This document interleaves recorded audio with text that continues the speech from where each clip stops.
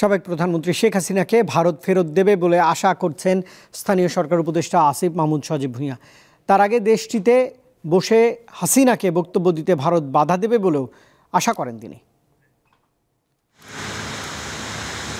গত আগস্টে রাজনৈতিক পট পরিবর্তনের পর প্রতিবেশী দেশ ভারতের সঙ্গে বাংলাদেশের টানাপোড়েন তৈরি হয়েছে। সংকট সমাধানে সম্প্রতি ভারতের পররাষ্ট্র সচিব বিক্রম মিশ্রি ঢাকা সফর করে গেছেন।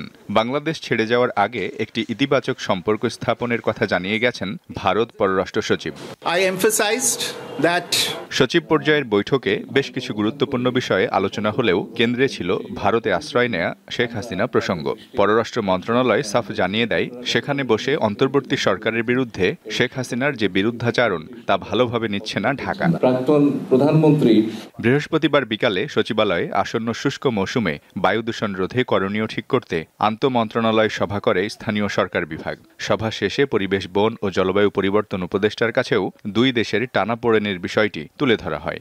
যখন একটা দেশে বিচারের দাবি ওঠে এবং যার বিচারের দাবি ওঠে তাকেই অন্য একটা দেশ আশ্রয় দেয়, তখন সেটা নিয়ে যে দেশ বিচারের দাবি করছে, যে দেশের মানুষ বিচারের দাবি করছে, সে দেশের মানুষের মনে ক্ষোভ হওয়া কোনোই অস্বাভাবিক বিষয় না। ক্ষোভ প্রকাশের মাধ্যমেও কিন্তু আলোচনার একটা ক্ষেত্র তৈরি হয়। একটা ব্যাপারে একটা ক্ষোভ জানানো মানে অন্য সকল ব্যাপারে আলাপ আলোচনা বন্ধ হয়ে যাওয়া, তা কিন্তু মোটেও না। স্থানীয় সরকার উপদেষ্টাও একই রকম বক্তব্য দেন।